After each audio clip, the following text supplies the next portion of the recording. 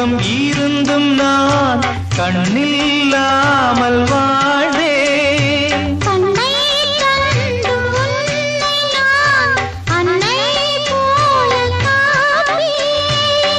வாழ்க்கை என்னும் பள்ளியில் என்னை சேர்த்தவா,